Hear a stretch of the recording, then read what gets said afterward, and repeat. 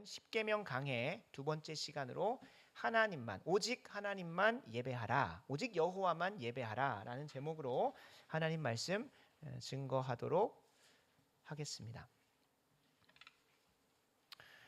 하나님은 은혜로 우리와 언약을 맺으셨습니다. 하나님은 은혜로 우리와 언약을 맺으셨습니다. 성경을 관통하는 단 하나의 단어가 있다면 언약이라고 지난 시간에 말씀을 드렸고, 그리고 그 성경을 관통하게 만드는 단 하나의 언약은 이렇게 정리할 수 있겠습니다. 하나님 말씀대로 살면 복을 누리고, 그렇지 않을 때 진노와 저주, 심판 가운데 살게 된다는 것, 그것을 성경은 계속해서 이야기하고 있습니다. 하나님은 최초의 인간 아담을 시작으로 해서 노아, 아브라함, 이삭, 야곱, 모세, 다윗, 솔로몬 등에 이르기까지 여러 시대에 다양한 사람들을 대표로 하여서, 그 사람들과만 맺은 게 아니라 그 사람을 대표로 하여 온 인류와 언약을 체결하시고 확인시켜 주셨습니다. 그러니까 시대와 사람만 다를 뿐이지, 장소만 다를 뿐이지 다 동일한 하나의 언약을 성경 전체를 통해서 계속 계시해 주시고 있습니다. 보여주시고 계신다는 거죠. 모두 다 다른 언약들처럼 보여도 단 하나의 언약만 있습니다. 그 언약을 인간의 언어로 친히 기록해 주신 것, 이것 자체도 은혜라고 했죠. 모르는 신의 언어나 우리하고 전혀 알아들을 수 없는 것으로 쓰시는 것이 아니라 인간의 언어로 기록해 주신 것이 성경입니다. 성경은 하나님이 온 인류와 은혜로 맺으신 언약을 중심으로 읽어갈 때만 제대로 읽을 수가 있어요. 그래서 제가 성경을 언약으로 관통할 수 있다, 언약을 가지고 성경 전체를 봐야 한다고 말씀드립니다. 다른 말로 하면 언약의 기원과 구체적 배경, 내용들이 핵심적으로 담겨져 있는 모세오경, 그 중에서도 무엇?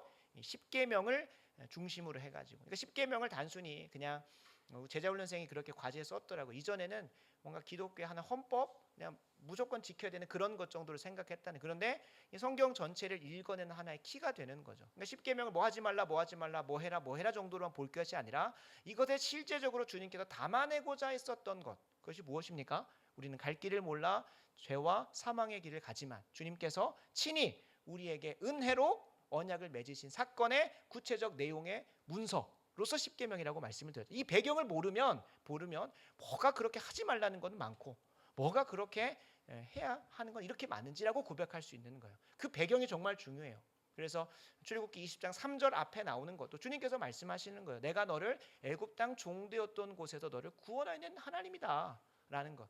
그러니까 이 십계명의 삶을 통하여 네가 앞으로 계속해서 그 구원의 여정들을 걸어가게 할 것이고, 그걸 확신케 하시고 저 천성에 이르게 할 것이다라고 하는 그 길이라는 것을 모르면 이거 하나하나가 그냥 나를 옥죄에 있는 멍에 같고 짐인 것 같다고 생각이 되겠죠. 그래서 이 언약 혹은 십계명에 대한 내용들을 우리가 바르게 알고 이걸 가지고 성경 전체를 봐야 합니다. 그래서 이 성경을 하나님의 의도대로 제대로 보려면 이 언약을 중심으로 봐야 된다고 말씀드렸는데, 한번 좀 적용을 해보면, 왜냐하면 이제 신앙을 시작하시는 분도 있고 또 제자 훈련을 이제 하면서 성경을 어떻게 읽어야 되는지에 대한 이제 갈급함이 있기 때문에 좀 말씀을 드리면, 욥기나 시편이나 잠언이나 전도서 같은 지혜서라고 하는 것들도 어떤 걸 중심으로 봐야 됩니까? 그냥 단순히 그냥 오늘 하루 살아갈 지혜를 얻고자 하는 게 아니라 언약을 중심으로 봐야 되는 거. 하나님 말씀에 온전히 순종하는 자, 율법에 순종하는 자는 복을 누리고, 또 그렇지 않은 자들은 저주와 심판과 형벌 가운데 거하게 된다는 것을 보면 이 지혜서가 그래서 지혜서구나라는 걸 알 수가 있습니다.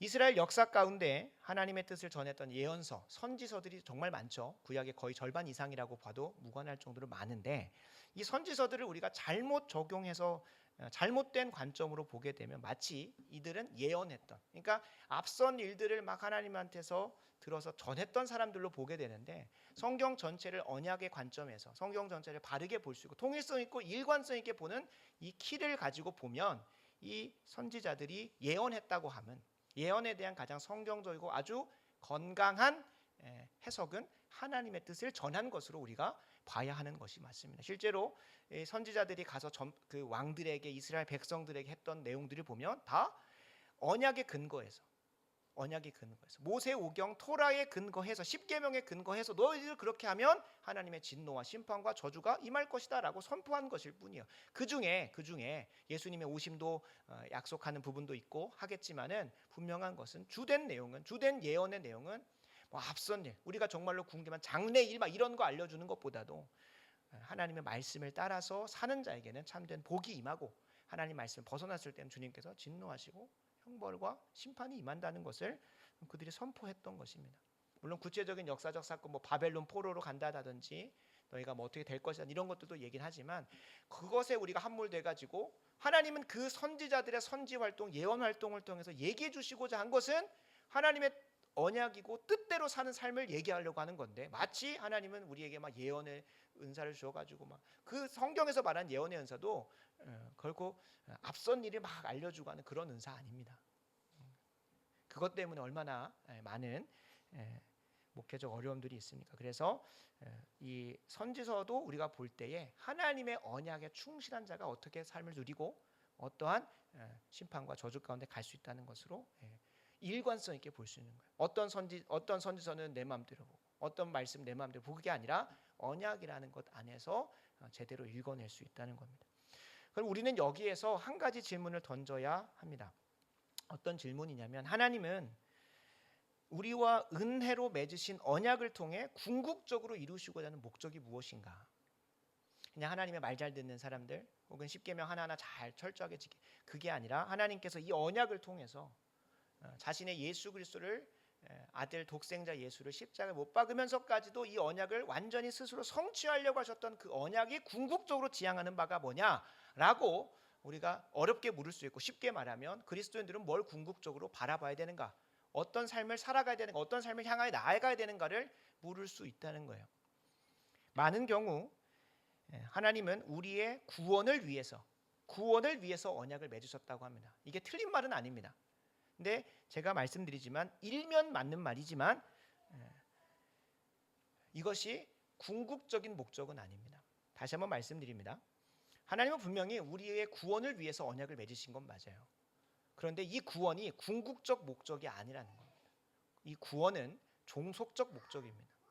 그러니까 궁극적 목적을 위해서 있어야만 하는 목적이 이 종속적 목적인 건데 이 종속적 목적인 구원을 우리의 궁극적 목적 삼았을 때 다양한 문제들이 발생을 합니다. 뭐 정말로 단적인 예로 구원받았다고 하면 굳이 하나님 말씀대로 살 필요가 있을까요? 없을까요? 없어요. 그게 궁극적 목적이기 때문에 그 이후의 삶이 우리가 별로 필요가 없어져요. 더 실제적으로 우리의 삶을 고민해 보면 굳이 하나님께서 날 구원하셨다고 하면 그게 궁극적인 목적이기 때문에 뭐 할 필요가 없습니까? 우리가 예수 믿고 교회 다니면서 이 땅에서 열심히 고군분투할 삶이 필요가 없어요. 그럼 지금 당장 천국에 데려가시면 되는 거예요. 왜요? 그것이 궁극적 목적이기 때문에. 그러나 성경이 일관되게 통일성 있게 얘기하는 것은 언약을 통하여 우리에게를 구원하시는 이후의 그 궁극적인 목적은 무엇일까요? 하나님 말씀에 철저하게 순종하는 자로 만들어가는 거예요. 하나님 말씀에 철저하게 순종하는 자. 실제적으로 구원이나 하나님께서 약속하시는 그 영생을 궁극적 목적 삼는 자들이 어떤 이단을 만들었습니까? 구원파나 뭐 영생교, 그죠? 이런 것들을 만들었어요. 그러니까 차라리 내가 교회 나오는 이유는 내가 교회 다니는 궁극적인 목적은 내가 구원받기 위함이다라고 하시면 차라리 여기보다는 구원파나 영생교가 훨씬 더 맞습니다. 근데 우리가 궁극적으로 지향해야 하는 바는 구원은 종속적 목적이라는 거예요. 이걸 통하여 이루고자 하는 하나님께서 목적이 분명히 있는데 그것이 무엇입니까? 하나님 말씀대로 온전히 살아내는 것. 하나님께서 우리 한 사람 한 사람에게 맡기신 사명을 감당하는 것. 그러니까 표현이 다 다르지만 다 동일한 겁니다. 하나님을 예배하며 살아가는 것. 그것이 하나님께서 우리에게 구원을 주시는 궁극적 목적이라는 거예요. 우리가 하나님의 나라와 의를 위하여 우리의 온 인생을 들여서 헌신해야 하고 헌신하는 이유는 구원이 궁극적 목적이 아니라 구원을 통하여 그러한 삶을 살 수 있는 길이 열린 것이기 때문에 그렇습니다. 수많은 이단들과 종교들은 구원과 자신들이 원하는 천국의 삶이 궁극적 목적입니다. 그러나 우리는 하나님의 뜻대로 사는 것이 궁극적 목적이기 때문에 대부분 이제 구원을 목적 삼는 자들은 대부분 구원을 못 받은 경우가 많습니다. 뒤에서 좀 나누겠지만 하나님의 뜻대로 살고자 하고 하나님을 참되게 예배하고자 하는 것을 갈망하는 사람들은 구원받은 경우가 많다고 볼 수가 있겠습니다. 왜냐하면 구원받은 사람에게서 마땅히 드러나야 되는 하나님께서 마땅히 요구하시는 삶의 모습이 하나님 뜻대로 살고 하나님 영광 위에 살고 하나님 예배하는 삶을 살고자 하는 모습으로 드러나기 때문에 그렇습니다. 그러니까 이 궁극적 목적을 우리가 한번 깊이 고민해 봐야 되는 거예요. 하나님께서 언약을 통하여 우리에게 이루시고자 하는 것은 우리 한 사람 한 사람의 구원도 맞습니다. 그러나 그 구원을 통하여 궁극적으로 이루시고자 하는 것이 있다는 것을 우리가 분명히 기억해야 됩니다. 우리는 하나님 말씀대로 철저히 살기 위해 하나님을 예배하기 위해 구원받았습니다. 그래서 참된 그리스도인이라고 한다면 구원받은 그리스도인이라고 한다면 하나님 말씀대로 살기 위해서 구원을 갈망하는 자들이에요. 좀 말이 어려울 수 있는데 하나님 말씀대로 살기 위해서 구원을 갈망하는 사람들이 진짜 그리스도인이라는 거예요. 그러니까 우리 지난 시간에 나눴던 것처럼 내 뜻대로 살고 싶어서 내 뜻대로 사는 천국에 이르기 위해서 구원받으려고 하는 게 아니라 오늘 뒤에서 더 설명을 하겠지만 하나님 말씀대로 살고 하나님을 예배하며 살기 위해서 구원을 갈망하는 것이 기독교의 진리라는 거예요. 우리가 이 사실을 두 가지를 통해서 좀 더 살펴보려고 합니다. 그러니까 왜 하나님께서 언약을 통하여 궁극적으로 목적 삼으시는 것이 예배이고 하나님 말씀에 순종하는 것이냐라는 것을 우리가 창세기 1장 3장의 내용을 가지고 한번 살펴볼 것이고 그리고 이제 앞으로 펼쳐지게 된 10계명을 통해서도 한번 더 검증하려고 합니다.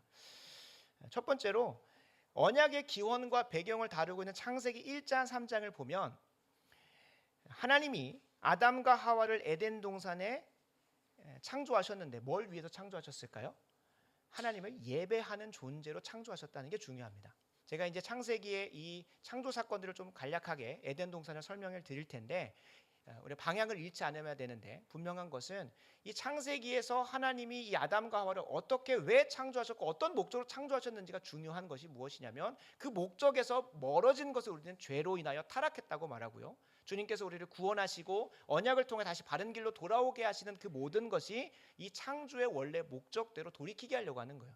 그래서 이 창세기가 우리가 볼 때 하나님께서 에덴 동산을 두셔가지고 그냥 왕노릇하고 네 마음대로 살아라라고 했던 것으로 그냥 이상적인 유토피아로 생각하면 안 되고 하나님께서 아담과 하와를 창조하셔서 에덴 동산에 두신 이유를 그 목적을 분명하게 이해할 때에 우리가 구원을 통하여 궁극적으로 이루고자 하는 그 목적 우리가 하나님께서 은혜로 우리에게 언약을 맺으셔서 이루시고자 하는 그 목적을 분명히 할 수 있다는 거예요.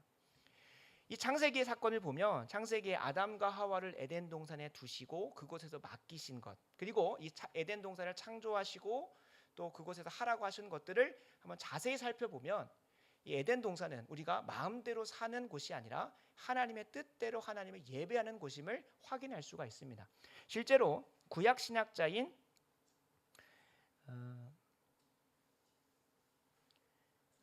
구약 신학자인 김진수 교수의 에덴의 동산과 성전이라는 논문을 한번 제가 주중에 카톡방에 올려드리겠습니다만 이걸 보시면 그 논문에서 잘 정리되고 있는 게 뭐냐면 이 에덴 동산은 하나님을 예배하는 성전이었다는 거예요. 하나님을 예배하는 성전. 좀 어려울 수 있습니다. 그러나 이것을 잘 곱씹어서 내 것으로 만드시면 이것을 얘기하는 이유가 분명히 있어요. 우리가 그냥 하나님이 아담과 하와를 예배자로 만드셨대 그렇게 이해할 게 아니라 성경이 얼마나 하나님께서 수천 년에 걸쳐서 정말로 공학적으로 다 연결되게 만드셨는지에 대한 놀라움도 마주할 수 있을 뿐만 아니라 이 처음부터 마지막까지 계속 우리에게 요구하시는 구원의 목적과 삶의 목적은 예배다 예배다 예배다라는 것을 계속 똑같이 얘기하고 계신다는 것을 우리가 확인할 수 있기 때문에 좀 어렵지만 말씀을 드리겠습니다. 에덴 동산과 하나님께서 장차 이스라엘 백성들을 구원하셔서 만들라고 하시는 성막과 성전이 아주 흡사하다 못해 거의 동일합니다. 첫 번째로 보시면 어떤 특징이 있냐면 두 곳 다 하나님의 강력한 임재가 있는 곳입니다. 목사님 그거는 우리의 삶의 모든 영역이 다 맞습니다. 그래서 하나씩 이제 더 교집합을 만들어 갈 겁니다. 두 번째, 두 곳 모두 다 입구가 동쪽입니다. 입구가 동쪽입니다. 목사님 저희 집 분도 동쪽입니다. 이렇게 얘기할 수 있어요. 그러니까 계속 더 더해지는 겁니다. 그래서 에덴 동산을 우리가 뭐라고 표현하냐면 동산 성전이라고 얘기하고 최초의 성전이라고까지 얘기를 해요. 한번 더 들어가 보겠습니다. 세 번째, 동쪽 입구를 지키고 있는 것이 뭐냐면 그룹들이라고 하는, 히브리어로 케루빔이라고 하는데 그룹들, 그러니까 이 천사의 형상처럼 보이는 것들이 그곳을 지킵니다. 에덴 동산도 그렇고, 그다음에 성막과 성전의 우리가 성막과 성전의 가장 중심에 있는 걸 성소라고 하고요. 그 성소 안에서 휘장 안에 있는 그 영역을 홀리 오브 더 홀리라고 해서 지성소라고 해요. 가장 성스럽다, 홀리하고 거룩한 곳이라서 지성소라고 하는데, 그 지성소 가운데 있는 언약궤라는 게 있습니다. 그 언약궤 위에 뭐가 있을까요?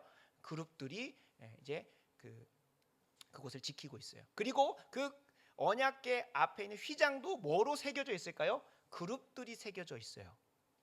그룹들이. 그러니까 이게 지금 동산 성전의 입구를 지키는 것처럼 하나님의 존전으로 임재로 나아가는 것들을 똑같이 형상화했다는 거예요. 그러니까 성막과 성전은 주님께서 하나하나 뭐 하신 거예요? 가르쳐 주셔서 지어낸 것이고, 이 어디는 이 에덴 동산 주님께서 친히 스스로 만드신 거잖아요. 그래서 이게 똑같이 성전으로서 성소로서 역할을 한다는 것을 계속 말씀드리는 겁니다. 네 번째로 보시면 성막과 성전에 등잔대가 있습니다. 이것을 우리가 그냥 하나의 촛대라고 생각하시면 안 돼요. 인간 키만큼 큽니다. 그 정도로 큰 등잔대, 등대가 있는데 거기에 뭐가 새겨져 있냐면 살구나무가 새겨져 있습니다. 살구나무 모양으로 새겨져 있고, 그것이 이제 어둠을 밝히는 빛을 내고 있잖아요. 그러니까 이게 생명을 의미합니다. 성경 전체의 맥락에서 생명을 의미해요. 살구나무, 거기 식물이 있는 것 자체도 뭘까요? 생명을 의지해요. 뭐가 에덴 동산에서 비추어질까요? 생명나무죠. 생명나무. 그러니까 그 성소 안에 하나님의 임재가 있는 것, 생명나무가 있다는 것을 이렇게 보여주고 있습니다. 다섯 번째로 성전과 성막의 가장 중심 안에 그 언약궤라는 것인데, 그 언약궤를 들춰보면 그 안에 뭐가 있을까요? 십계명 두 돌판이 있습니다. 이 십계명 두 돌판은 어떤 걸 의미할까? 하나님 말씀대로 하면 복을 받고 하지 않으면 저주를 받는다. 근데 이것을 아주 집약적으로 단 하나의 명령으로 아담과 하와에게 허락하셨던 동산 중앙에 있는 어떤 나무가 있죠? 선악을 알게 하는 나무가 있다는 거예요. 선악을 알게 하는 나무 그 자체가 뭐 신비로운 나무가 아니라, 그 선악을 알게 하는 나무의 실과를 먹으면 뭐하고? 심판과 사망과 저주를 경험을 하고, 그것을 먹지 않는 순종을 할 때에 하나님의 참된 임재와 영생과 복을 누릴 수 있다는 것을 십계명 두 돌판도, 그리고 동산 중앙에 있는 선악을 알게 하는 나무의 실과도 상징적으로 얘기하는 거죠. 여섯 번째로 결정적으로 이야기하는 부분은 아담과 하와가 에덴에서 해야 하는 일로 주님께서 창세기 2장 15절과 18절에 뭘 얘기하시냐면 내 뜻대로 그것을 경작하고 지키라고 말씀하세요. 이거는 히브리어로 알아두면 좋을 표현인데 아바드와 샴마르라고 합니다. 근데 이 아바드와 샴마르는 실질적으로 레위기에서 주로 드러나는 표현이고, 보통 성전을 섬기면서 하나님께 참된 예배와 제사를 드리는 제사장과 레위 자손들에게만 쓰여지는 단어예요. 샴마르하고 아바드라고 하는 게. 그래서 이 아바드가 본래 땅을 경작하고 기경하는 뜻이 없는 건 아닙니다. 없는 건 아니에요. 그러나 성경 전체에서 원래 쓰여지는 의미는 하나님의 성전을 봉사하고 섬기는 의미로 쓰여진 게 더 맞는 표현이에요. 그래서 이제 이걸 잘못 해석하신 분들이, 혹은 잘못 번역하신 분들이 어떻게 할까요? 하나님께서 우리에게 허락하신 천직은 농사다라고 생각하시면 절대 안 되죠. 그러니까 에덴 동산을 경작하라고 했더니 그걸 정말로 밭을 아니죠. 농사하는 것도 너무나 중요한 일이죠. 우리의 식량을 또 해야 되는 부분이니까. 근데 그것만 하나님께서 창세기에서 정확하게 말씀하셨다라고 보는 게 아니라, 모세오경 전체의 맥락 안에서 샴마르와 아바드가 쓰이는 용어를 봤을 때 에덴 동산은 뭡니까? 하나님을 예배하는 곳이고, 그리고 아담과 하와는 최초의 제사장이고 레위 자손들인 거예요. 하나님의 뜻대로 예배하는 것, 하나님의 뜻대로 예배하기 위해서 에덴 동산을 허락하신 거예요. 그러니까 이스라엘 백성들이 구원받아서 십계명을 가지고 성막과 성전이 함께 동행하면서 어디로 갑니까? 가나안 땅에 가요. 가나안 땅에 정착합니다. 그들에게는 그 가나안 땅이 무엇일까요? 이제 나는 가나안 땅에 들어갔으니 적과 꿀르는 그 땅에서 먹고 놀면서 평생 쉬리라. 아니죠. 하나님께서 그들을 그곳에 보내신 이유가 있습니다. 이스라엘 백성들을 생명싸기로 싸서 그 가나안 땅에 정착시키신 이유는 그들이 거할 땅이 없으니까 뺏는 것이 아니라, 그곳에 있었던 수많은 가나안 족속들의 죄가 관영했고, 그곳에 바알과 아스타로를 섬기는, 하나님을 거역하고 대적하며 우상 숭배하는 자들에게 하나님의 참된 예배의 자리로 만들어 가시기 위해서 그 가나안 땅을 하나님의 성전과 성소 삼으시기 위해서 그들을 보내셨다는 거예요. 그러니까 우리의 신앙의 관념이 내가 가나안 땅에 들어가야지 뭐 천국과 그것이 아니에요. 천국에 가서도 우리가 항상 예배합니다. 근데 이 예배의 관념을 우리가 이 주일날 모여서 드리는 공적 예배로만 생각하면 그것만큼 어리석고 불쌍한 인생이 없습니다. 가서 매일마다 그냥 앉아가지고 찬송하라면 찬송하고 기도하라면 그렇게 생각하시면 안 돼요. 이 예배의 개념은 하나님의 뜻대로 온전히 살아가는 것 전부예요. 그러니까 그 천국에 가는 것도 그 목적 자체가 내 마음 내 뜻대로가 아니라 하나님 뜻대로 사는 것이라고 말씀드렸고, 에덴 동산도 그렇고 이스라엘 백성들을 대표로 하여 보여줬던 가나안 정복의 여정들도 하나님의 예배가 확장되고 확산되는 것이에요. 그러면 신약에 예수님이 다시 오시고 나서 우리 안에 뭘 삼으신? 성전 삼으신 우리들은 우리가 거하는 가정이 가나안 땅이고 에덴 동산이 되는 것이고, 우리가 거하는 학교와 일터가 에덴 동산과 가나안 땅이 되는 것이고, 우리가 인식하지 못할 때가 참 많지만 이 전라도라고 하는 땅에도 우리를 굳이 경상도, 강원도, 수도권, 뭐 서울, 경기, 북한에 태어나게 하시지 않은 이유가 무엇입니까? 이곳에 우리를 두신 거예요. 아담과 하와를 하나님께서 뭐 하시냐면 그곳에 두셨습니다. 본인들이 선택한 거 아니에요. 심지어 하나님께서 하나님의 뜻대로 동물들에게 이름을 붙이는지 보실 때도 그 인생 가운데 뭘 하시냐면 동물들을 이끌어 오십니다. 그러니까 하나님이 그 동물들에게 하나님의 뜻대로 봉사하고 섬기는지를, 경작하고 아바다고 샴마를 하는지를 보시려고 이끌어 오신다는 거예요. 우리의 인생 가운데. 그러니까 그들이 선택한 게 아니에요. 하나님께서 그곳에 예배지를 삼으시고 하나님 뜻대로 순종하는지를 물으시는 겁니다. 그러니까 이걸 통해서 계속 얘기하고자 하는 게 뭘까요? 여러분들에게 이제 에덴 동산은 동산 성전이다라는 사실을, 이 교리적, 이 신학적인 아주 놀라운 비밀을 막 밝혀드리는 게 목적일까요? 아니요. 그런 것은 아무 쓰잘데기도 없습니다. 이 동산 성전이라는 사실을 우리가 깊이 깨달아야 하는 이유. 그냥 지나갈 때는 에덴 동산, 에덴 자체가 기쁨이요. 그냥 언어 자체가. 그러니까 뭐 기쁨이 가득한 곳. 그냥 우리의 상상으로 에덴 동산 만들어 놓고 우리가 무언가 막 내가 맡겨진 사명을 막 정복해야 된다. 거기가 가나안 땅이라고 하면서 막 그게 아니에요. 이 가나안 땅을 허락하시는 이유도 에덴 동산으로 일관되게 주님께서 우리에게 언약을 통해서 우리를 하나님 말씀에 철저히 순종하고 그곳에서 하나님께서 이루시고자 하는 성전 봉사자로, 제사장으로, 레위 자손으로, 만인 제사장으로서, 예배자로서 그곳에 하나님의 뜻을 이루어가는 걸 우리의 궁극적 목적 삼으시는 거예요. 그래서 우리가 구원받은 자들이 그냥 이제 니나노하고 아무렇게나 살 것이 아니에요. 이제 더 철저하게 뭐 해야 되는 걸까요? 나를 이곳에 보내시고 나를 이곳으로 이끌어 오신 이유를 분명히 발견하고 그 안에서 하나님의 뜻을 더 철저하고 온전하게 살아낼 것이 무엇인지를 고민하게 하는 거예요. 그 하나의 명문화된 가이드가 뭘까요? 십계명이라는 거예요. 십계명. 그래서 십계명을 우리가 주일 말씀 가운데 언약 낭독이라고 합니다. 순서는 언약 낭독이에요. 이 언약, 하나님이 은혜로 우리와 맺으신 언약 앞에 나는 이렇게 이번 한 주간을 하나님만 예배하며 살아왔는가? 하나님이 원하지 않는 방식으로 살진 않았는가? 그리고 사적인 예배자에서 하나님의 이름을 망령되이 일컫진 않았는가? 또 그리고 내게 허락하신 이 공적인 예배, 이 교회 안에서 내가 과연 마땅히 주일 성수를 잘 감당하고 있는가? 더 나아가서 하나님께서 세우신 질서 가운데 권위에 순종하고, 부모에게 순종하고, 직장 상사에게 순종하고, 나라의 위정자들에게 순종하고 하는 삶을 살아왔는가? 그리고 나는 또 누군가를 다스리고 권위 있는 자로서 잘 섬기고 왔는가? 그리고 살인했는가, 또 간음했는가, 이런 것들을 하나하나 돌아보면서 내가 나를 보내시고 이끌어 오신 그곳에서 에덴 동산과 가나안 땅에서 하나님을 참되게 예배하는 삶을 살았는지를 돌아보라고 우리가 읽는 겁니다. 그러니까 이 십계명을 그냥 읽으면서 이 말씀 보면 참 죄송하기도 하고 마음 가운데 찔리는 그런 수준으로 가는 게 아니라, 그런 정죄감 받으라고 하는 게 아니라 내가 그 보내어진 그곳에 이 율법을 대하는 인식이 달라진다고 했잖아요. 이전에는 이 율법이 정말로 구원받지 않는 자들이 어떤 걸까요? 너 죄인이야. 너 이렇게 못 살잖아. 그러니까 너 예수님만 붙들어야 돼 라고 하는 그 언약으로 들어오는 길이었다면, 이제는 하나님의 뜻대로 사는 길, 하나님과 동행하는 삶의 그 방향을 가르쳐 주는 것으로 돼요. 그러니까 이 율법의 인식이 완전 달라지는 거죠. 이 구원받은 사람한테는 전혀 다른 거예요. 하나님 뜻대로 살고 싶어서 하나님의 뜻이 뭘까? 그래서 십계명을 보고 그 십계명 안에서 더 확장된 성경 전체를 보면서 보는 거예요.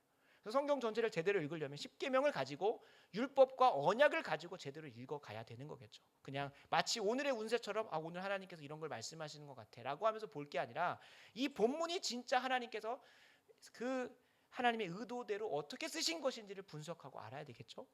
그래서 그런 고민을 꼭 하셔야 되겠습니다.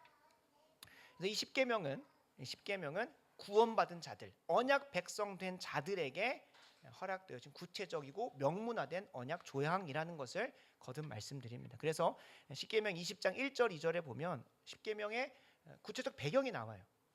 하나님이 이 모든 말씀으로 말씀하여 이르시되 나는 너를 애굽 땅 종되었던 집에서 인도하여 낸 네 하나님 여호와니라.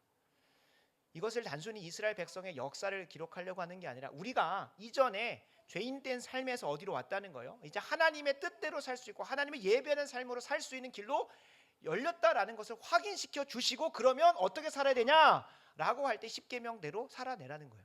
그래서 이 언약 조항인 거죠. 그래서 이 십계명의 전체적인 구조를 보면 1계명은 오늘 살펴볼 텐데 우리가 예배하는 대상을 얘기합니다. 우리가 순종하고 사랑해야 할 대상이 누구냐면 하나님이다라는 것을 일단은 주목하게 합니다. 두 번째, 2계명은 뭘까요? 그 하나님을 사랑하고 예배하고 주님 말씀대로 온전히 순종하는 방법과 방식도 뭐 했다는 거예요? 가르쳐 주셨다는 거예요. 그게 2계명인 거예요. 너는 하늘에 있는 뭐 새나 땅에 있는 뭐 물 이런 것들의 형상을 만들지 말라는 것이 단순히 우리가 이게 이 교회 안에 어떤 형상들 만들어 놓지 말라는 수준으로 보는 게 아니라요. 뒤에서 이제 다음 주에 또 나누겠지만 우상 숭배하지 말라는 거예요. 하나님이 가르쳐 주신 방식대로 하나님의 예배하고 하나님 뜻대로 살라는 거예요. 세 번째, 네 번째는 우리가 구체적인 삶의 현장에서 사적인 예배의 자리, 공적인 예배에서 어떻게 행해야 되는지를 3, 4계명 나눠 놓으셨고, 그것을 참되게 하나님을 예배하는 사람들의 세상 속에서 드러나는 구체적인 모습은 무엇일까요? 5계명부터 10계명으로 드러난다는 거예요. 그러니까 이 구체적인 내용들을 보면 단순히 우리에게 도덕적으로 찔림 주려고 너 그렇게 못 살잖아요라고 뭔가 이게 지적하려고 하는 것이 아니라 이렇게 살아야 하는 그 방향으로서 우리에게 가르쳐 주시고 우리 스스로를 점검케 하신다는 거예요. 어떻게 하면 예배할까? 10계명처럼 예배해야 돼 라고 하는 말이 우리에게 나와야 한다는 것이죠. 그래서 오늘 모든 계명의 첫 출발이자 근간이 되는 이 1계명, 이 첫 번째 계명을 함께 살펴볼 텐데, 결론부터 말씀을 드리면 구원받아야만 하나님을 바르게 예배할 수 있다는 사실을 기억하셔야 됩니다. 구원받아야만.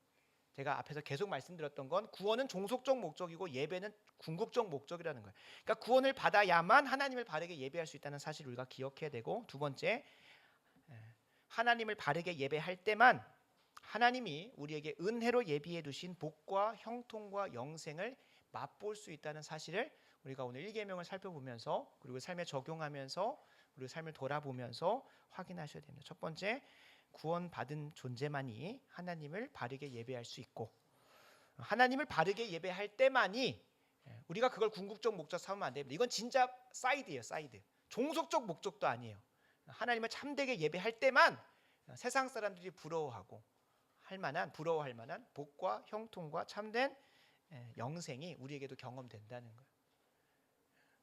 그걸 우리가 오늘 말씀 가운데서 발견했으면 좋겠고, 발견하고 끝나는 게 아니라 정말로 실제로의 삶에서 두드려서 그것을 경험케 되는 은혜가 우리에게 있길 간절히 소원합니다. 본문으로 들어가겠습니다.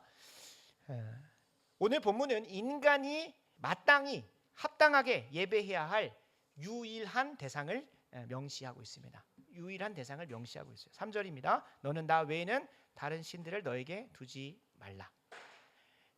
짧지만 이 강력한 본문 안에서 우리가 주목해야 하는 것은 크게 두 가지로 좀 정리할 수 있겠습니다.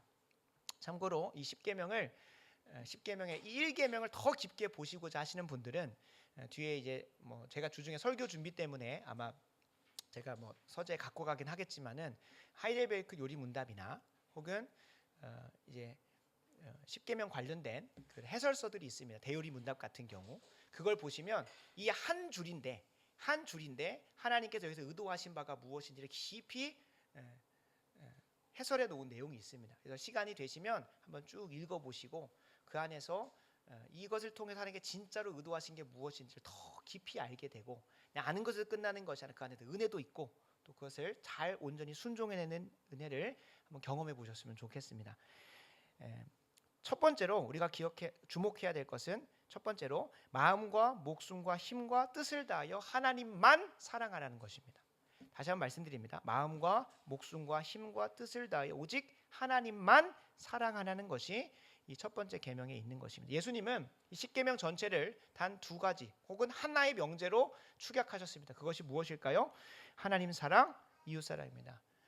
마음과 목숨과 힘과 뜻을 다하여 주 너희 하나님을 사랑하고 둘째도 이와 같으니 내 이웃을 내 몸과 같이 사랑하라고 말씀하셨어요. 그러니까 하나님 사랑, 이웃 사랑으로 그러니까 10계명을 크게 양분해 보면 1부터 4계명까지는 하나님 사랑, 5부터 10계명은 이웃 사랑이 아닙니다. 하나님 사랑으로부터 나온 이웃 사랑이라고 보는 것이 더 맞습니다. 그러니까 이 5부터 10계명만 지킨다고 하나님 사랑하는 거 아닙니다. 이 1계명부터 제대로 되어야 2계명, 3계명이 되고 4계명이 되고 5계명이 되고 다 이게 유기적으로 연결이 되죠. 단 하나의 계명도 독립적이지 않다고 지난번도 말씀드렸고 앞으로도 계속 말씀드릴 겁니다. 그래서 야고보 사도가 말한 거죠. 하나를 범하면 다 범한 것이라고 말하는 게 단순히 주님께서 613가지를 너 왜 안 지켰어라고 추궁하려고 하시는 게 아니라 이 모든 게 다 단 하나로 통해요. 뭘까요? 너 하나님을 예배했느냐예요. 하나님의 선하시고 기뻐하시고 온전하신 뜻대로 살아냈느냐? 그걸 항상 물으시는. 그래서 우리가 뭐 간음을 하든 뭐 살인을 하든 혹은 형제를 미워하고 분노하든 이 모든 게 다 누구로 가는 걸까요? 하나님을 제대로 예배하지 않는 것으로 가기 때문에 모든 걸 다 범한 거예요. 그래서 예수님께서 축약하신 이것을 가지고 이 1계명을 살펴보면 마음과 목숨과 힘과 뜻을 다하여 주 너희 하나님을 사랑하는 것, 하나님만 사랑하는 것으로 우리가 여기서 조명을 해야 됩니다. 그러나 여러분 우리는 알다시피 인간은 하나님을 온전히 사랑할 수가 없는 존재입니다. 인간은 하나님을 사랑할 수가 없어요. 사랑하고 순종하고 하나님을 예배하는 기능 자체가 죄로 인하여 왜곡되었기 때문에 그렇습니다. 기능 자체가 망가진 건 아니에요. 제가 말씀드립니다. 기능이 왜곡된 거예요. 원래 우리는 어떤 누군가를 예배하는, 원래는 하나님을 예배하는 존재로 지음받았습니다. 창조됐어요. 아담과 하와가 그랬잖아요. 근데 그것이 방향이 바뀌어요. 그 누군가를 예배하고 누군가를 의지하고 의탁하는 기능이 사라진 건 아니에요. 하나님을 예배해야 할 그 기능이 어디로 가버린 거예요? 우상을 숭배하고 다른 것들로 향해 버린 거예요. 그래서 기능이 왜곡됐다는 거예요. 원래 향해야 할 대상이 아니라 다른 곳으로 가버린 거예요. 그래서 우리는 이걸 네 글자로 우상 숭배라고 하는 겁니다. 그래서 하나님을 뭐 대적하고 하나님을 거역하는 수준이 아니라 우리가 인지하지 못하지만 이 세상에 뭐 돈이나 권력이나 명예나 이런 인정, 이런 평안 이런 것들을 하나님보다 더 사랑하고 한다면 우리가 1계명을 범하고 있는 것이죠. 타락했기 때문에 그 기능 자체가 왜곡되었기 때문에 더 이상 어떻게 된 걸까요? 하나님만 사랑할 수 있는, 하나님만 사랑할 수 있는 그런 결과들이 우리에게 경험되지 않는 것입니다. 하나님보다 이런 것들을 더 사랑하게 됐죠. 우상을 숭배하게 된 거예요. 그래서 우리가 우상이라고 하니까 이제 고대 근동 지역에 있었던 그런 뭐 목신상, 뭐 석신상 이런 것들 신상을 얘기하는 게 아닙니다. 이제 현대로 와 보면 우리 안에 하나님보다 더 사랑하고 하나님보다 더 의지한다는 것이 그에게 나가서 막 비나이다 기도하는 것만이 아니라 그들이 가르쳐 준 대로 순종하는 것. 그게 결국은 우상인 거죠. 우리가 뭐 이제 뭐 어떤 돌로 만든 나무로 만든 신상에 가서 뭔가 막 빌고 하는 것들은 뭐 과학이 발전해가지고 미개하다 뭐 이렇게 얘기를 하겠지만 실질적으로 외연의 모습만 달라졌을 뿐이지 우리 안에 누군가를 의지하고 의존하고자 하는 그 심성은 변하지 않았어요. 그러니까 이 죄로 인해 타락한 모습을 칼빈이라고 하는 신학자는 뭐라고 표현하냐면 우리의 마음은 우상을 만드는 공장과 같다라는 표현을 써요. 그러니까 하나님 이외에 다른 것들을 어떻게든 의지하고 의존해 보려. 요즘에는 대부분 누구를 믿습니까? 자기 자신을 믿죠. 자기 자신을 더 이렇게 능력 있게 만들어 가지고 자기 자신의 생각대로 살아가 버려. 나는 누구도 안 믿어. 누구 믿는 거예요? 내 자신의 생각과 경험과 지식을 믿기 때문에 하는 거예요. 그 결과 하나님을 향해야 할 사랑과 순종과 예배가 비틀어지고 나니까 뭐가 찾아왔습니까? 창세기에서도 그렇고 이스라엘 백성들의 역사 속에서 항상 찾아오는 건 사망과 저주와 진노와 형벌과 심판이었습니다. 반대로 그것으로부터 돌이켜서 회개하여 하나님만 예배하고자 하고 하나님만 사랑하고자 하고 온 인생의 마음과 목숨과 힘과 뜻을 다하여 주 너희 하나님을 사랑하려고 하는 자들에게 뭐가 찾아올까요? 참된 영생이, 참된 복과 형통이 찾아오는 것들을 우리에게 경험시켜 주십니다. 이 지점에서 하나님은 이 왜곡된 기능을 회복시키는 하나의 사건을 마련합니다. 그것을 우리는 뭐라고 하냐면 구원이라고 하는 겁니다. 구원. 예수 믿음 천국과 일면 맞는 말이에요. 틀린 말은 아니에요. 그러나 이것도 상당히 왜곡될 수 있는 내용이에요. 엄밀히 봐야 됩니다. 이 구원이라는 거 하는 것은 이제 하나님을 예배할 수 있는 기능을 정상적으로 회복시키는 거예요. 그래서 지난 시간에 살펴봤던 것처럼 예레미야 31장 31절 33절 나온 것처럼 우리 마음 가운데 그 말씀을 심어주시는 사건, 우리를 새로운 피조물로 만들어 버리시는 사건, 하나님께서 이미 만들어 놓으신 그 언약을 잘 지키고 충성할 수 있는 존재로 바꿔버리는 사건을 우리는 구원이라고 하는 거예요. 그러니까 이걸 단순히 천국 가기 위한 우리의 죄를 용서하시고 우리가 천국 가는 길을 열어놓으신 사건이라고 얘기를 하면 상당히 성경을 왜곡하는 거죠. 그러면 구원파나 영생교로 빠지기 쉬운 거예요. 그러니까 이러한 궁극적 목적을 다 제거해놓고 이 종속적 목적을 마치 궁극적 목적인 것만 하니까 구원파로도 가는 거예요. 여기에 진짜 구원이 있었네. 여기에 진짜 구원이 있었다면 신천지 2단 다 가는 거예요. 왜 그럴까요? 이게 진짜 궁극적 목적이라는 것을 새까맣게 당연히 전했겠죠. 그러나 우리가 선택적으로 받은 이거를 때려놓고 내가 원하는 것만 목적 삼고 살아왔으니까 그런 문제들이 발생을 하는 거죠. 그래서 하나님은 이 왜곡된 기능을 회복시키는 사건으로서 우리에게 구원을 마련하셨습니다. 하나님을 참되게 인식할 수 있게 또 하나님을 사랑하는 방식을 깨닫고 실천할 수 있는 기능을 회복시킨 것을 우리는 구원이라고 하는 겁니다. 그 열매로서 우리가 지옥 갈 인생이 천국 가는 것도 있는 거예요.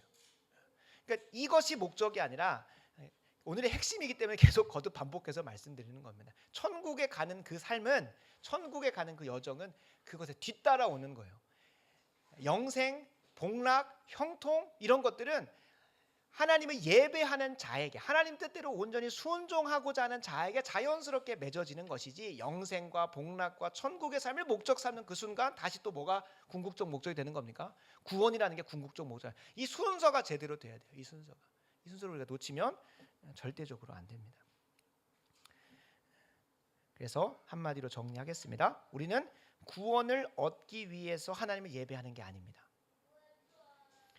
구원을 얻기 위해서 하나님을 예배하는 게 아니라 하나님을 예배하고 싶어서 뭘 원하는 걸까요? 우리가 구원을 원하는 거예요. 구원을 원하는 이유는 하나님을 예배하고 싶어서입니다. 하나님을 예배하고 싶어서. 이 사실을 우리가 분명히 기억해야 됩니다. 두 번째로 우리가 주목하고자 하는 것은 다른 신들을 겸하여 섬기지 말라는 겁니다. 다른 신들을 겸하여 섬기지 말라는 거예요. 하나님 외에, 이 내용만 딱 보면 하나님 외에 다른 신들이 있는 것처럼 보여요. 다른 신들을 섬기지 말라고 하니까 그게 아니라 우리가 하나님 이외의 것을 우리 안에서 갈망하고 의존하는 죄성이 있다는 것을 얘기하는 겁니다. 그러니까 하나님만 신이에요. 하나님만 유일하게 존재하시는 신이에요. 근데 우리 안에 하나님보다 우리 하나님보다 더 의지하고 의존하고 사랑하고 예배하는 것들 내 안에서 만들어낸다는 거예요. 이전에는 눈에 보이는 석신상, 목신상으로 만들었다면 이제는 내 안에서 뭘 만들어내요? 그런 우상들을 만들어내요. 우리가 그것을 우상이라고 말씀드렸습니다. 이 십계명이 쓰여질 당시에는 당시에 민족과 민족, 국가와 국가가 싸울 때는 어떠한 세계관을 가지고 살았냐면 신들의 전쟁이었던 거예요. 본인들이 열심히 피투성이가 되면 싸우는 그동안 하늘에서 어떤 천상의 세계에서는 신들이 싸워서 전쟁에서 뭐 하고 나면 이기고 나면 그 신들이 우리에게 졌기 때문에 그들을 그냥 패퇴시키고 버리는 게 아니라 그 신들을, 그 석신상과 목신상을 자신의 또 민족과 국가로 가지고 와서 자신의 신상, 자신이 섬기는 신, 자신의 전쟁의 승리로 이끈 그 신상 앞에 그를 둬요. 그러니까 이 영어 성경을 보면 You shall not have no other God 하고 before me예요. 뭐예요? 내 앞에 그 신들을 두지 말라는 거예요. 다른 신들을 내게 두지 말라는 거예요. 그렇게 표현을 한다는 거죠. 그 신상 앞에 두지 말라는 거예요. 그러니까 이스라엘 백성들이 실제로 하나님을 떠난 적은 단 한 번도 없습니다. 항상 혼나고 씨름했던 게 뭘까요? 하나님을 섬기는데 하나님과 겸하여 섬기는 게 문제인 거예요. 이게 상당히 애매합니다. 실제로 이스라엘 백성들이 애굽에 들어가서 했었던 본인들의 본업은 목축업이죠. 목축업. 그리고 나서 이제 광야에 40년 동안 그곳에서 성막 짓고 성전 하늘 때 농경을 지을 수 있을까요? 없을까요? 자기 땅도 없는데 어떻게 지으며 그들이 1년이고 몇 년이고 어떤 지역에 얼마나 있었는지도 몰라요. 몇 개월일 수도 있고 하루만 해도 그냥 구름 기둥과 불 기둥이지만 가야 되는 상황이에요. 근데 거기서 농경을 할 수 있을까요? 아니죠. 못하죠. 그러니까 일단은 본인들의 민족적 본업은 국가적 사업은 뭐예요? 목축인 거예요. 그러니까 그들의 관념 안에서 경험적으로 하나님은 목축의 신이라고 볼 수도 있는 거예요. 그러니까 어디에 가서는 가나안 땅이라는 곳에 이제 본인의 토지를 가지고 농경 문화로 바뀌고 나니까 어떤 신을 섬기는 거예요? 이미 가나안 땅에서 농경의 신으로서 비를 내려주는 신으로서 하고 있는 누구를? 바알과 아스타롯을 겸하여 섬기는 거예요. 그러니까 이전에 하나님을 구원해 주신 역사도 있고 하니까 그를 버리지는 못하더라도 그를 겸하여 섬기는, 하나님께서 항상 경계하시고 이스라엘 백성들 징계하셨던 큰 것은 하나님만 사랑하지 않고 하나님과 겸하여 다른 것들을 섬겼기 때문에, 예배했기 때문에 가는 거예요. 근데 우리의 신앙이 그럴 때가 있다는 거예요. 우리의 신앙이.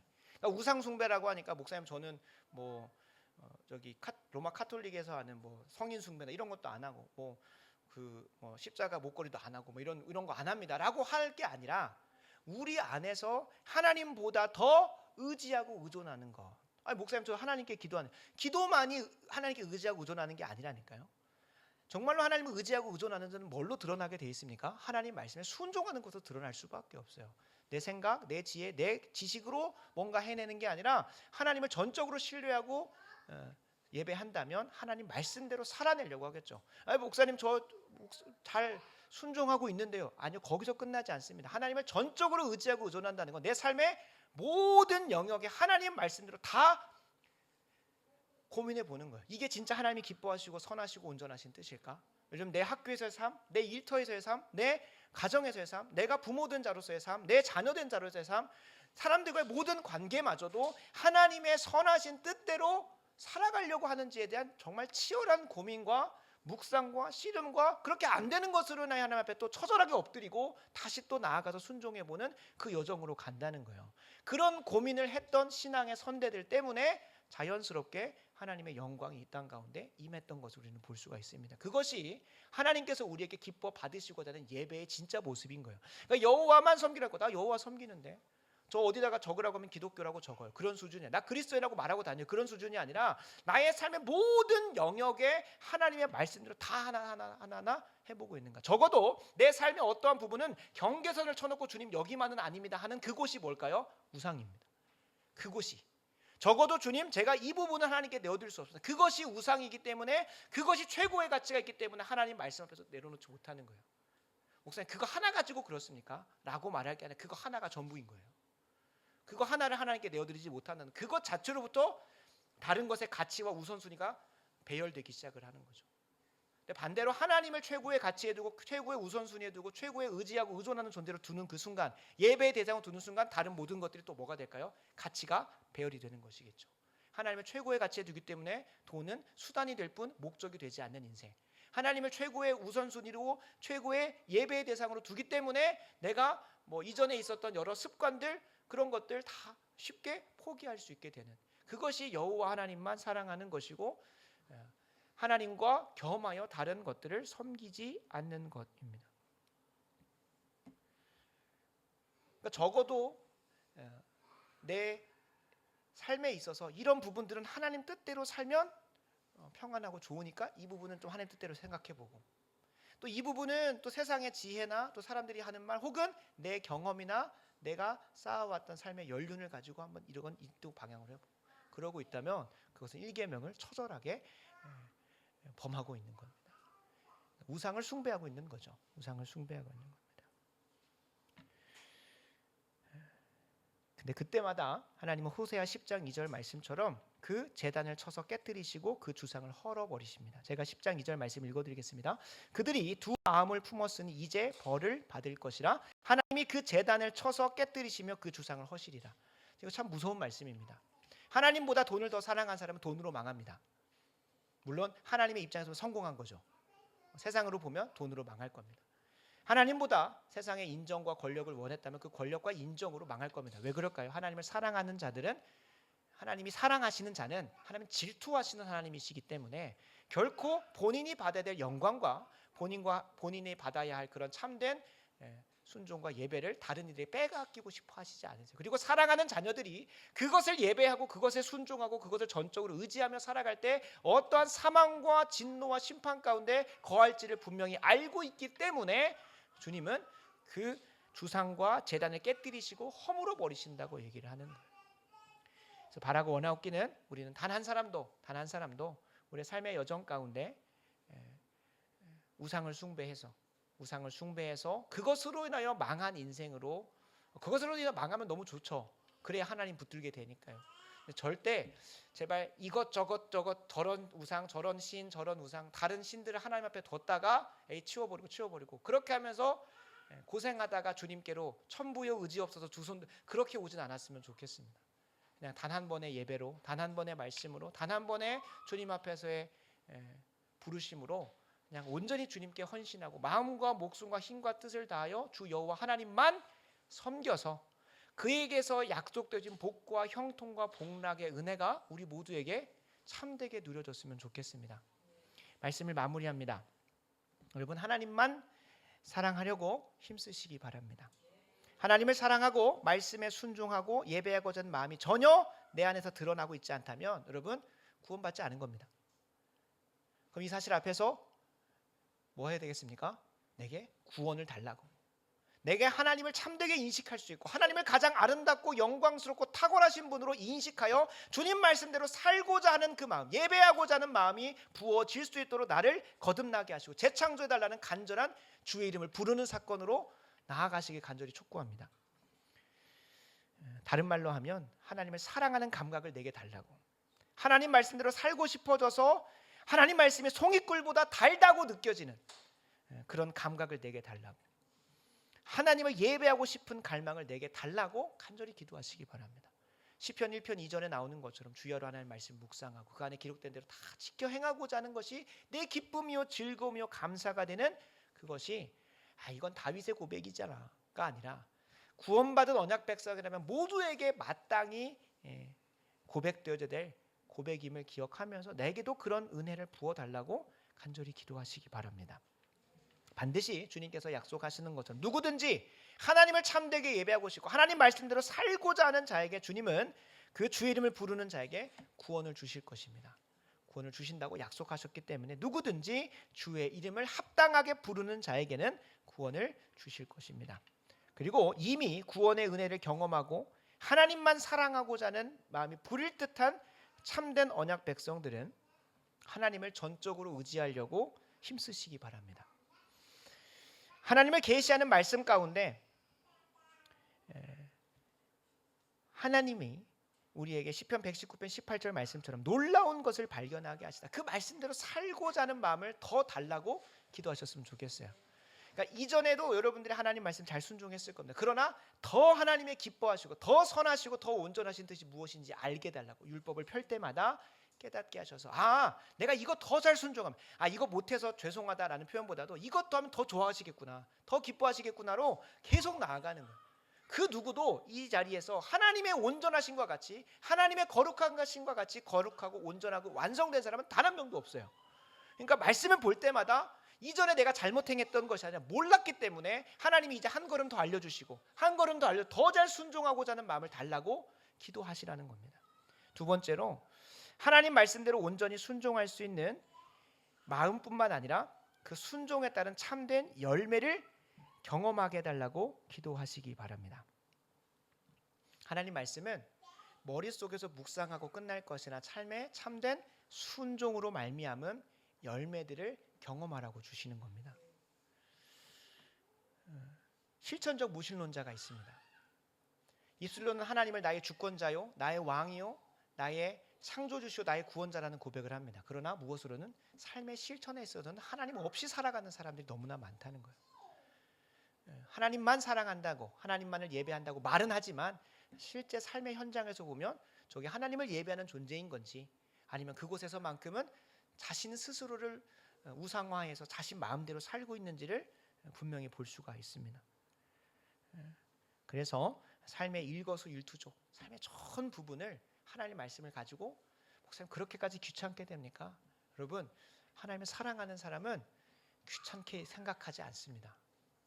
이것밖에 못해드릴까 하는 마음에 더 깊이 고민하고 더 신음하고 하는 것으로 나아가게 되었습니다. 삶의 일거수일투족을 하나님의 뜻대로 한번 변화시켜 보려고 신음하시고 물어보시기 바랍니다. 그것만이 하나님을 참되게 예배하고 그 말씀대로 순종하는 실제적 실천이라는 것을 기억하시기 바랍니다. 세 번째로 우리가 좀 너무 집요하다 생각할 수 있는데요. 대요리문답 105문, 대요리문답이라고 하는 게 이제 저번에 좀 말씀드렸다시피 우리의 신앙의 기본적이고 정말 중요한 교리들을 그 성인에게 맞춰서 대요리문답이 있고 또 청소년들 또 초신자들에게 맞게 해놓은 소요리문답이 있는데 이 대요리문답의 105문에 이 10계명의 1계명을 다룹니다. 그때에 수많은 우상 숭배들을 엄청 지적해요. 근데 그 중에서도 정말 쉽게 간과할 수 있는, 적어도 이 자리에 있으신 분들은 막 돈이나 명예나 물질 뭐 이런 것, 이 세상의 상락 이런 것들을 막 우상 숭배하는 사람은 대부분 없으실 거라 생각해요. 하나님을 사랑하려고 하지만 내 죄성으로든 혹은 우상 숭배를 좀 겸하여 하는 그런 분들의 괴로움이 있으신 분들일 거기 때문에 이 세 번째까지도 권면하고 도전을 드립니다. 이 시편 대요리문답 105문에 보면 이런 표현을 씁니다. 우리가 합법적이며 옳은 수단을 사용할 때조차도 우리의 믿음과 확신을 오직 하나님께만 두어야 합니다. 우리가 사용하는 방법에 두지 말아야 함을 교훈합니다. 우리가 아프다면 의사의 진찰을 받고 약을 조제받는 것은 당연한 일입니다. 맞죠? 합법적이고 하나님이 금하지 않으셨어요. 그러나 그럴 때라도 우리는 의사나 약사가 지어주는 약이 아니라 오직 하나님만 참되게 의뢰해야 한다라고 말을 한다는 거예요. 이걸 잘못 적용하면 어떤 목사님이 아주 영빨이 있대, 그분에게 기도받으러 가야 돼, 이거 우상숭배입니다. 어떤 목사님 말씀만 집요하게 듣고 있으면 여러분 우상숭배입니다. 그 목사님이 그 은혜를 하는 시혜자가 아닙니다. 그 사람을 통하여, 그 피조물을 통하여 은혜를 베푸시는 하나님께로 우리가 주목을 해야 되는 거예요. 근데 어떤 특정 목회자나 어떤 특정 뭐 그런 예배 자리 뭐 이런 것들만 가서 거기만 가면 막 뭐 그거 자체가 우상인 거예요. 지금 제가 이번 2월 3월 전도 자리를 준비하면서 정말로 저를 강력하게 묵상하게 하고 기도에 씨름하게 했던 것이 있다면 하나님의 일을 생각한다고 하면서도 사람의 일을 생각하는 거였습니다. 제가 지난 1년간 저 사랑의 교회 대학부에서 9년 동안 수고했던 전도의 성공의 열매들과 방법론을 그대로 작년 1년 동안 했어요. 하나님께서 그 과정도 기뻐하시죠. 근데 하나님 말씀에 온전히 순종하고 하나님 뜻에 맞게 갔다면 하나님은 반드시 영생과 복락과 형통을 안 주실 수가 없습니다. 안 주실 수가 없어요. 제가 말하는 영생과 형통과 복락이 물리적인 것도 있긴 하겠지만 실제로 하나님께서 우리에게 주시는 확신과 그 은혜가 있어요. 분명히 있어야 돼요. 하나님 말씀에 제대로 순종했다면. 하나님이 약속하셨으니까. 언약에 신실하신 분이기 때문에 있어야 됩니다. 그러나 제가 지난 1년간의 전도 현장을 돌아봤을 때 이 말씀에 걸리는 거예요. 합법적인 수단이죠. 가서 노방 전도하고 열심히 가서 그 자리 지켜가면서 기도하고, 그러니까 제가 말하는 건 기도를 안 했어요. 실제적으로. 전도 현장 가기 전에 그냥 습관을 쫓아갔고 그냥 대학부에서 했던 그 경험이 있기, 그 경험과 지식이 뭔 거예요? 합법적인 수단이에요. 합법적인 수단인데 뭐 여기는 먹히고 저기는 먹히고, 거기 서울이니까 먹히고 여기는 집, 그렇게 말할 게 아니라 제가 하나님을 뭐 하지 않은 겁니까? 전적으로 의지하지 않은 거예요.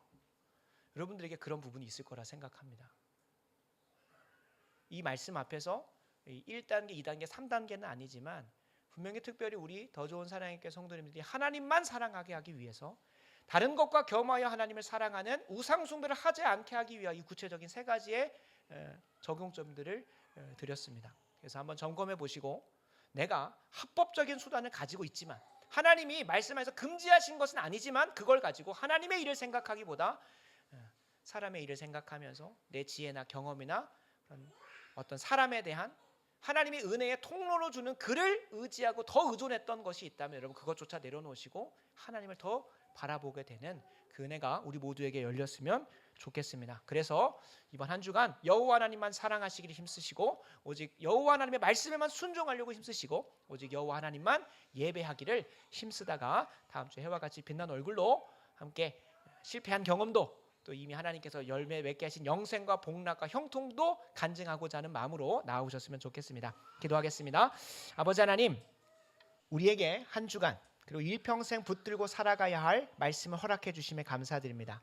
오늘 말씀을 통하여 구원받은 언약 백성이 하나님만 예배하는 것이 무엇인지 깨닫게 하심에 감사드립니다. 오직 여호와 하나님만 사랑하게 하시고 오직 주님 말씀에만 순종하게 하시고 오직 하나님만 예배하는 그런 인생 되게 하여 주시옵소서. 그리하여 하나님만 예배하는 자에게 풍성히 경험하게 하신 참된 영생과 복락과 풍성한 형통을 누리며 살게 하여 주시옵소서. 그리고 하나님을 예배하기 위해 우리 한 사람 한 사람에게 참된 구원을 베풀어 주시옵소서. 예수님의 이름으로 간절히 기도드리옵나이다. 아멘.